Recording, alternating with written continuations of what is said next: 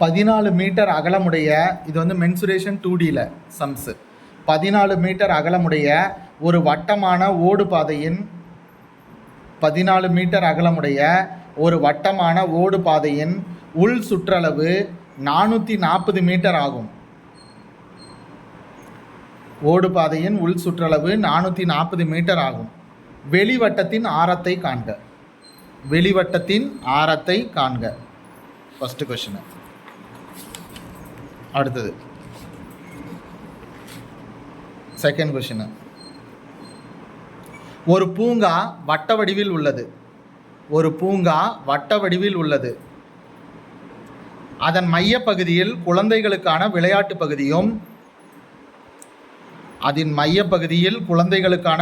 பகுதியும் அதனை சுற்றி வட்ட வடிவ நடைப்பயிற்சி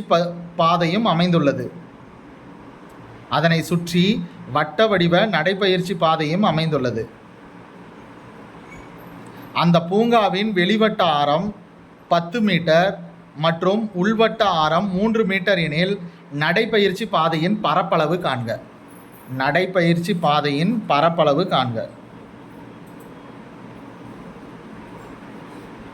அடுத்தது மூணாவது. ஒரு பூங்கா வட்ட வடிவில் உள்ளது. அதன் மையப்பகுதியில் குழந்தைகளுக்கான விளையாட்டு பகுதியும் அதனை சுற்றி வட்ட வடிவ நடைப்பயிற்சி பாதையும் அமைந்துள்ளது. அந்த பூங்காவின் வெளிவட்ட ஆரம் 10 மீட்டர் மற்றும் உள்வட்ட ஆரம் 3 மீட்டர் எனில் நடைப்பயிற்சி பாதையின் பரப்பளவு காண்க. அடுத்தது 4 சென்டிமீட்டர் விட்டத்தை கொண்ட மூணாவது கேள்வி.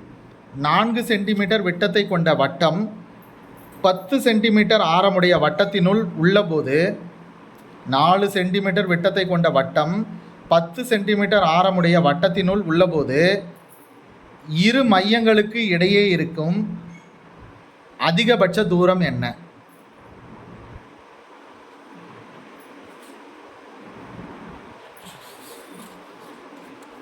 இரு மையங்களுக்கு இடையே இருக்கும் அதிகபட்ச தூரம் என்ன? 4 சென்டிமீட்டர் விட்டத்தை கொண்ட வட்டம் 10 சென்டிமீட்டர் ஆரமுடைய வட்டத்தினுள் உள்ளபோது இரு மையங்களுக்கு இடையே இருக்க இயலும் அதிகபட்ச தூரம் என்ன?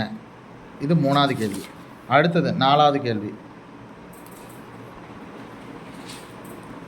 வட்ட நடைபாதையின் பரப்பளவு காணும் சூத்திரம் என்ன?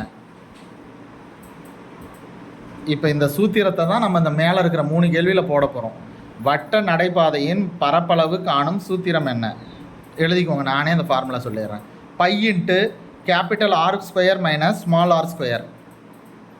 By into capital R square minus small R square. அடுத்தது அஞ்சாவது கேள்வி. ஒரு திருமண மண்டபத்தின் மேற்கூரையில் 18 மீட்டர் நீளமும்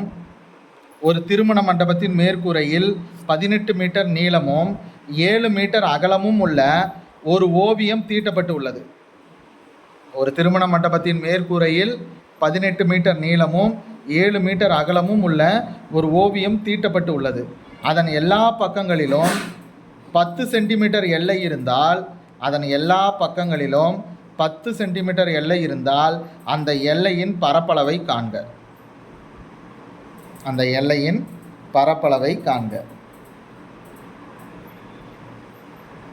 ஒரு கேள்வி. 8 மீட்டர் நீளமும் 6வது கேள்வி.